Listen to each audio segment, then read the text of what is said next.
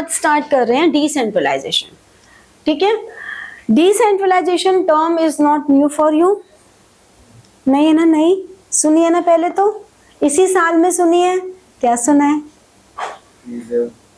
Authority जो होती है वो सारे लेवल्स पे decision making power, responsibility divide होती है। एक यहाँ पे रिस्पॉन्सिबिलिटी की बात नहीं कर रहे हम। डिसेंट्रलाइजेशन में we are talking about decision making power. ठीक है, कौन से चैप्टर में सुना था हमने टर्म? प्रिंसिपल्स ऑफ मैनेजमेंट में हमने पढ़ा था कि सेंट्रलाइजेशन एंड डिसेंट्रलाइजेशन, कुछ एक्टिविटीज है जहाँ पे सेंट्रलाइजेशन की जरूरत है, लेकिन कुछ है where decentralisation is needed. Okay, so decentralisation means what? कि डिसीजन मेकिंग रिस्पॉन्सिबिलिटी, हम सिर्फ रिस्पॉन्सिबिलिटीज की बात नहीं कर रहे, we are talking about decision making responsibilities are divided in a hierarchy level. Delegation is one time feature, कि आज मुझे कुछ काम है, आई एम एंगेज समवेयर, तो मेरी जगह कोई और काम कर ले, that is just for one day और one moment, that is delegation. But decentralisation is permanent.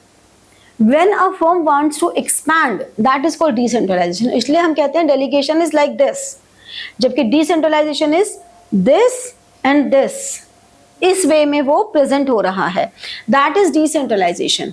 Okay, तो सेंट्रलाइजेशन एंड डिसेंट्रलाइजेशन में डिफरेंस क्या हुआ? Centralisation when decision taking power lies with one person, decentralization is when decision making power lies with many person. ठीक है, कोई example दे सकते हो?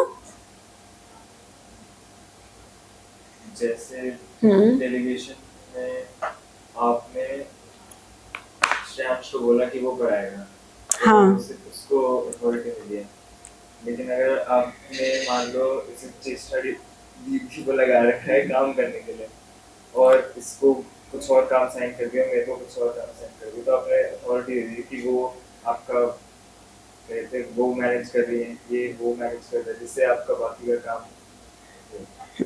देखो क्या होता है, ठीक एग्जाम्पल दिया है तुमने, अब इसको थोड़ा सा हम रिफाइन कर देते हैं।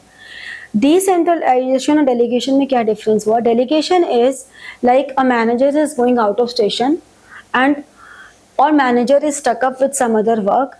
जैसे लॉयर्स के केस में होता है कि वो लॉयर अपने जो सबऑर्डिनेट्स हैं उन्हें उस कोर्ट की डेट पे भेज देते हैं, या उनको कोई मीटिंग अटेंड करने भेज दे कि you go there and attend that meeting on our behalf, that is delegation, कि आपको अपना रिप्रेजेंटेटिव बना के दे सेंड इन एन ऑफिस। ठीक है, वो डेलीगेशन हो गया। But permanently we open new branches and we appoint some centre heads at those branches.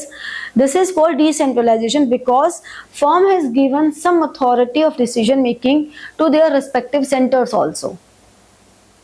जो ब्रांच ऑफिसेस, ब्रांच हेड्स होते हैं, तो वो डिसेंट्रलाइजेशन का पार्ट है। ठीक है, जैसे कि northern region, southern region, western region, regional heads जो होते हैं उनके पास पावर्स है, this is decentralisation. But if task is assigned to subordinate for one particular event, that is called delegation. And when all the decisions are taken by one person only, that is called centralization. Got it? Ab why this is important? Why decentralization is important?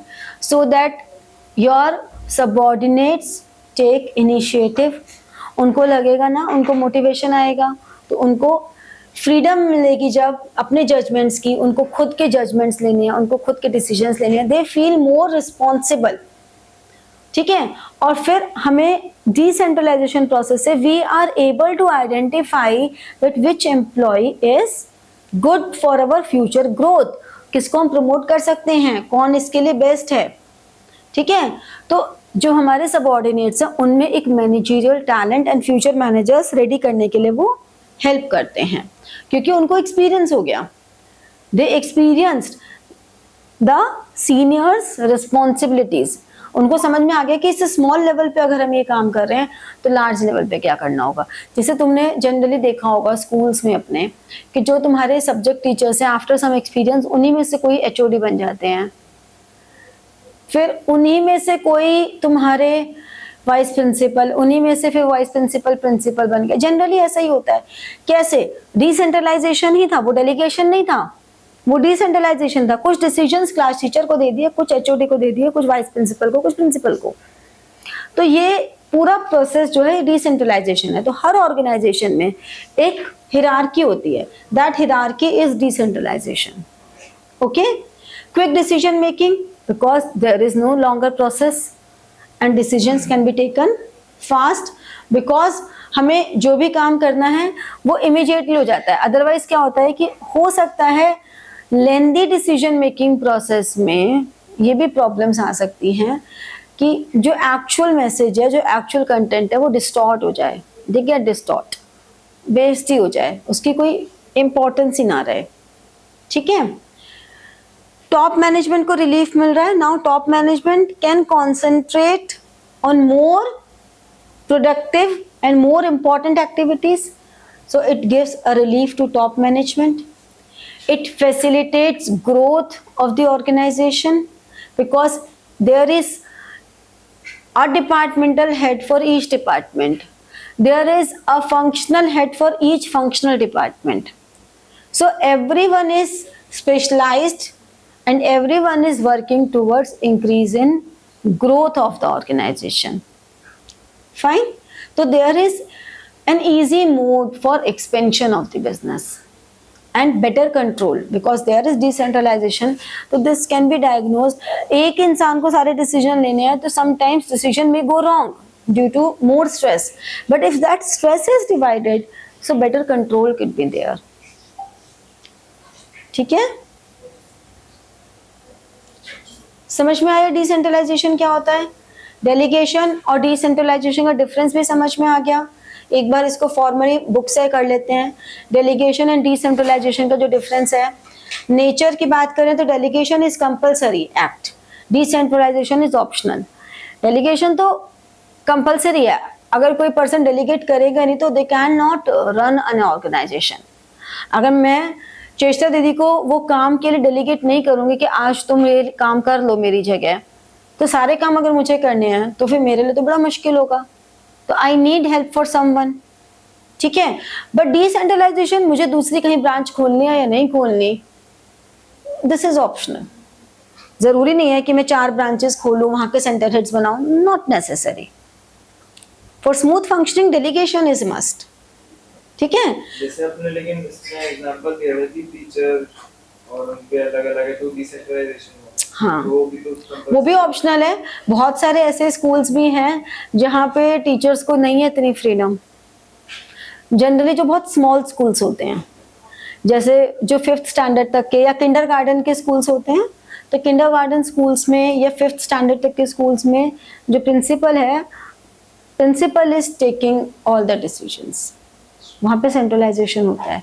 अच्छा, हम इसमें सिर्फ decision की बात करें। हाँ, क्योंकि बड़ा स्कूल है वहाँ पे तो उनको करना ही पड़ेगा डिसेंट्रलाइजेशन भी। बट एक स्मॉल स्कूल जैसे कि मैं हूँ, तो मेरे यहाँ पे देखा जाए तो डिसेंट्रलाइजेशन नहीं है, सिर्फ डेलीगेशन ही है। All decisions are taken by me only because we are a very small organisation, very small. लेकिन एक स्कूल में तो ये पॉसिबल नहीं है जहाँ पे 2000-3000 बच्चे होंगे। दिस इज नॉट पॉसिबल कि ओनली द प्रिंसिपल और the management take all the decisions. वहाँ तो उन्हें डिसेंट्रलाइजेशन करना ही पड़ेगा। ठीक है ना, तो वहाँ पे तो डेलीगेशन भी फॉलो नहीं होगा। वहाँ पे डेलीगेशन भी हो रहा है, डिसेंट्रलाइजेशन भी हो रहा है। नहीं, जहाँ पर आपने कहा कि सिर्फ प्रिंसिपल ले डिसीजन, वहाँ पे डेलीगेशन तो हो जाता है, डेलीगेशन तो फॉलो होता है। किसी दिन प्रिंसिपल को कुछ काम है तो वो किसी को अपनी जगह अपॉइंट कर गई कि आज स्कूल को तुम टेक केयर करोगे, you take all the decisions. कुछ डिसीजन है जो मेरे से पूछ के लेने हैं, लेकिन कुछ डिसीजन तुम ले सकते हो। तो कभी तो प्रिंसिपल को भी काम हो ही सकता है ना, तो डेलीगेशन तो मस्ट हो गया। फ्रीडम ऑफ एक्शन, डेलीगेशन में लेस फ्रीडम ऑफ एक्शन है because you are representing someone, so you don't have right to take more decisions. Freedom कम है, आपको उनके हिसाब से चलना पड़ेगा। लेकिन डिसेंट्रलाइजेशन में ज़्यादा फ्रीडम मिल जाती है। मान लो मैंने अपनी जगह श्रेयांश को बोल दिया आज पढ़ाने को, तो श्रेयांश को ये फॉलो करना पड़ेगा। खुश तो श्रेयांश को ये फॉलो करना पड़ेगा कि मैम जिस तरह पढ़ाती है उसी को फॉलो करे। वो 4 बार तो ये बोलेगा जैसा कि मैम ने बोला था। जैसा कि मैम ने बोला था। क्यों बोल रहा है? क्योंकि वो उसको डिविएट नहीं कर सकता।